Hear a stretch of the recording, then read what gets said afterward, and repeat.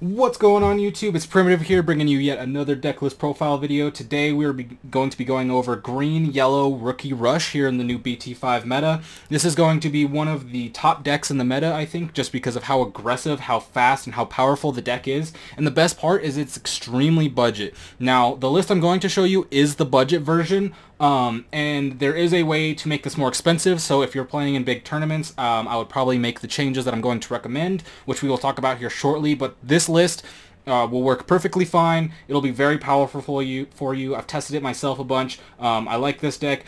Rookie Rush, this style of Rookie Rush definitely isn't my general cup of tea, but for those who it is, this is a good list for you to start, and you can make changes as you will. I'll talk about some of the cards that may need changing or personal preferences that can be swapped out. But with that being said, let's go ahead and get into it. So to start off, we have 4 Upamon and 1 Pikmin. The reason we have 4 Upamon is because we want to draw. There's not a lot of draw power in this deck, so getting as much draw as possible is going to be really powerful. And then you want a 5th egg, in my opinion, in this deck because you just want to get the free Digimon out, so you can Digivolve on this, and the next turn you can promote and you have another attacker. So I think having 5 is important. I think Pikmin's just going to be the best 5th pick because, it's going to be the best 5th egg because you're pretty much always going to have 3 or more Digimon on board unless you get wiped, and you're going to be able to get rid of things like maybe Gabumon, or you can pair this with Starmon, something like that, and you can get a lot of extra damage. But like I said, the 5th egg doesn't really matter too much. You mostly just want it so you can make sure you have as many eggs as possible, so you can get as many guys out for free. But I still think 4 Upamon is the best, and 1 Pikmin, just because you want the draw. Next, let's go ahead and get into the rookies, which there are a lot. So we're playing 4 Starmon. Not a lot to say here. It's Starmons. You're going to have a lot of Digimon on board. You're going to be able to delete things. It's 3 to play. This card's just amazing. I feel like this card's going to be in all yellow decks, at least in BT5, maybe going forward, but this card is amazing, and I love it. Next, we have 4 Lotmon. Lotmon's insane in this deck, just because it's resource generation. Like I said, you don't have a lot of draw. We are emphasizing on the draw in this deck. So Lotmon gives you a lot of resources. You are going to drop security as well, which is going to support the Upamons that we saw in the eggs. But Lotmon's just really good because you're essentially getting 2 extra cards in hand while developing a Digimon. So this card's very good. I definitely recommend 4 Lotmon. Next, we have 4 Sukai, 4 Falco, and 4 Salamon. These are just our yellow 2-drops. This is Rookie Rush, so you want to be playing 2-drops as much as possible because they're the cheapest. And in Falcomon's case, it's very effective at the 5000 DP because it can't be killed by Nightmon, it can't be killed by War Raumon, it can't be killed by Shine Greymon unless they double target. They have to double target with Spiral Masquerade. We all know why the 5k level 3s are so good, and this is no different. So this is our 2-drop level 3s that are yellow. Not much else to say here other than they are level 2s, and this is Rookie Rush. Next, we have 2 Kudamon and 2 Cutemon. So the reason I'm going to put these 2 together right now is because when I said this is the budget version and there is an expensive version, you would cut these for Pulsemon. That is the change. Pulsemon, I know, is very expensive right now, but if you do have Pulsemon, which I run Pulsemon in my list, you would replace it for these, but this is the budget version. I didn't want to add a list because I know not everybody has Pulsemon. Pulsemon is not needed in this deck. It's just a good card. It's very versatile. It can either be a 2-drop, it can be a draw card, or it can be both. So just the versatility of the card is extremely powerful. So if you have Pulsemons, any amount of Pulsemons, you can put them in here. These are the cards that I would cut. The Kudamons are just draw. They're like Pulsemon, except a lot more restrictive. And the Cutemons are kind of tech, but with this style of deck where you're just going to be super aggressive, the reduction of Digivolution isn't really going to matter that much against decks like Nidhogg. But unless you're playing Nidhogg, the Cutemon isn't as amazing in my opinion. But these are the cards that I replaced with Pulsemon for the budget version. Kudamon, I could play 4 instead of the Cutemon, but it's not as consistent, and it's only 1k. So I figured going 2 with 2 of the Cutemon is going to be good because you have the tech in there while you still have draw. But yes, this is the change that I would make. That would make it the unbudget version, which is adding 4 Pulsemon in those slots right there.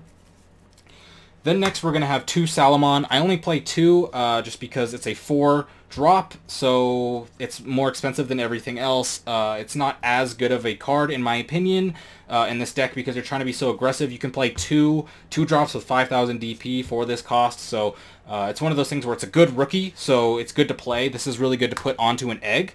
You did evolve on an egg, then you hard play in area, and then you promote this next turn, and then you have a free Salamon that you didn't have to pay memory for. You just had to wait a turn.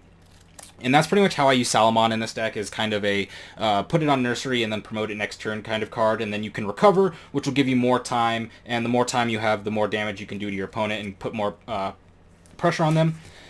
And then to top off the yellow rookies, we just have one Bushi. The reason we have Bushi is because we're playing TKs and Blinding Rays, as you're going to see later, and being able to have TK and then Blinding Ray go up to 5, you can play Bushi and just have the rush option. I think it's really powerful. I only play one just because it is kind of a dead draw if you don't have those two combos, because it's a 5 to play, and that's just not effective in this deck. But there are 4 Blinding Rays in this deck, so it is consistent enough to where you can play this Bushi, but I just play it as one. There is another tech option that you're going to see in this deck that does pair well with the Bushi, and we'll talk about that here shortly. Then we've got the 4 Lotmon and 4 Raumon. These are our, the green Rookie Rush package. I've talked about this package on a previous video on this channel, so I'm not going to really talk about it. Everything I said to Falcomon is the same. It's Falcomon, but green.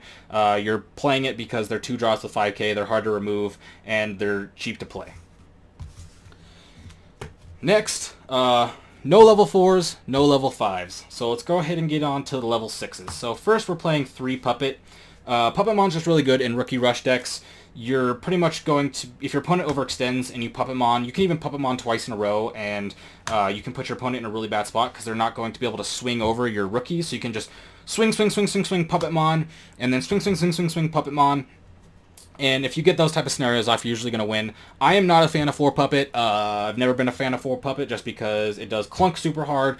Like I said, there are times where 2 Puppets in a row is really good, but in my opinion, that is an exception and not the rule. Puppetmon can be good in some matchups, and it can be really, really bad and really clunky in other matchups, but I am playing 3 Puppetmon. A lot of people play 4. Like I said, I'm not a big fan, so I cut 1, and I'm playing 1 Magnadramon, and this is the tech card I was talking about when I was referring to Bushi.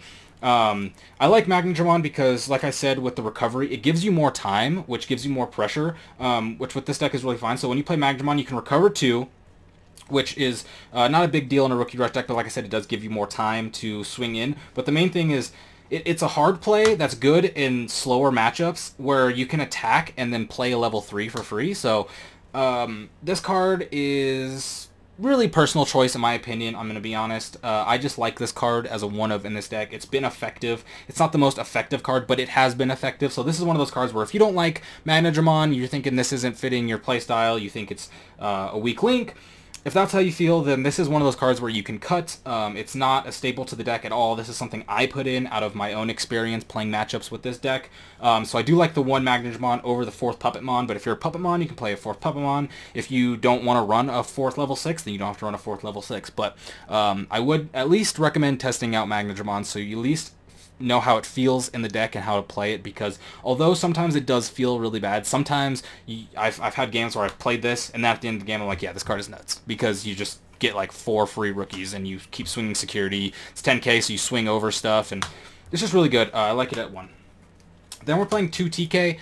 This is just because, I mean, it's TK, so 1, you're going to play it and you're going to be able to search for pretty much whatever you want. There's so many different yellow rookies in this deck that you can search for draw, you can search for removal, you can search for, Cutemon if that's what you need, you can search for recovery. You pretty much play this, look in your security, and figure out what do I want to do for the rest of the turn. But the main thing is it's going to start putting you at 3 every turn. So once you're starting at 3 every turn, at worst you can play 2 drops. But like I said, you can also pair this with Blinding Ray to go up to 5, which then you can play 3 2-drops, or you can play Bushi. It gives you a lot of options. TK is just really good. It is Rookie Rush, so normally you don't run Tamers in Rookie Rush, or at least I didn't in previous metas, unless it was Davis. But I just think TK is really good. I think having 3 memory at all times is really good, and having to play 4 to play this, but getting the effect to search your security is so powerful in this deck because there's so many options that you can get from your rookies that I think it's worth playing 2. I was playing 3, but it was too clunky. You want to play 1 of these a game max. If you're playing a second one, you're wasting 4 memory, in my opinion. The second one is there for consistency, because if you're just playing 1 and it goes in, it's your bottom security card, then how does that help you? But I don't think you play 3. You can play 3 if you would like. You could replace the Magnadramon for it. But in my opinion, I was clunking TKs too hard. I would like 3 just so I see it more consistently early game. However, you have to think about the whole course of the game. And as much as I would like to see it more early game, I really don't want to draw into it late game most times. So just playing 2 is the right consistency for me.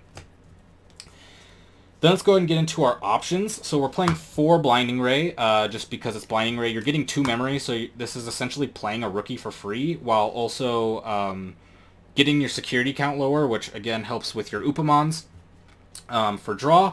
And so this is just a really good advantage card. Like I said, you can pair it with TK to go up to 5 memory, which gives you a lot of different options. But also this prevents you from being choked super early. Like if you're getting choked and you need more memory, the 4 Blinding Raids will save you for sure. So I play 4. I wouldn't play less because it's just such an effective card in this deck that it's really worth playing 4. And then another card that's so effective in this deck that's worth playing 4 is Spiral Masquerade. I mean, this is kind of the card that I feel like makes this deck, just because you're going to be dealing 18,000, 21,000, 24,000 spread damage with this many times. I've done that multiple times, not even just with this deck. Even slower decks, I've been able to have 15k plus Spiral Masquerades. And so with this deck, I had a local who I was watching him play, and he wasn't playing this list, he was playing a similar list, but he Spiral Masqueraded for 30,000 spread damage after playing 3 2-drops in a row against big blockers, and he won that game. And yeah, it's an insane card, especially in a deck where you're going to be swarming so many things. Your opponent plays a level 6, goodbye. Your opponent plays a couple blockers, goodbye. Spiral Masquerade, super insane. And then the last card of the deck, 1 Needle Spray. I like 1 Needle Spray. I was playing more Needle Sprays, but I opted to go down to 1 Needle Spray so I could add more Blinding Rays. Needle Spray is the other card outside of the Magnadramon that I would say if you don't like Needle Spray, you can cut it. This is definitely a tech choice, but I like Needle Spray because it's only 2 memory to suspend a blocker. So you're going to be, you can suspend a blocker, you can swing in, which with Rookie Rush decks, I played a lot of D-Brigade and stuff like that, so I understand how good Needle Spray can be, especially for the 2 memory cost, because we do have Spiral Masquerade, which is essentially going to clear out more than 1 blocker, but it's 4 cost. So unless you have TK and Blinding Rays or 2 Blinding Rays, if this is going to pass your turn, as we're with Needle Spray, you can Needle Spray and then swing. And then it's also great security, because if it's in security, they swing, you tap a blocker, you add it to your hand, you tap another blocker, and then you have 2 extra swings into security. So I like 2 Needle Spray. This is totally a personal choice just because in my green variant Rookie Rush decks that I've played, Needle Spray has just been MVP multiple times. I would play more, but it's just strictly almost outclassed by Spiral Masquerade. Like I said, it's just really good in security, and it's cheaper, so I think it's a it's kind of like just a 5th Spiral Masquerade in the sense of not destruction, but getting through blockers. So I like 1 Needle Spray. Like I said, if you don't like it, you can go ahead and cut it. This is just the budget list, so I mean, you're going to get these in the starter deck, and stuff like that. So I like Needle Spray. It's really good. But with that being said, that is this list. This list is going to be around everywhere, so if you're not playing this deck, I would at least look around and study the different deck lists, because you're going to be seeing these a lot. So I would watch the trends of this deck, see what options they're playing, how much, what rookies are swapping out. Maybe they may add in something like blue so you can play VMons. You never know what's going to happen. The last part is probably unlikely with the blue, but you never know what's going to happen. So I would keep your eye out on this deck and test it out for yourself, even if you're not going to play it in a tournament. Play it against your friends, because the best way to learn how to beat a deck is by learning how to lose with a deck. So if you figure out how this deck loses, you're going to be able to better beat it later. So with that being said, I hope you enjoyed. I will see you next time for another deck list video, and have fun gaming. Peace.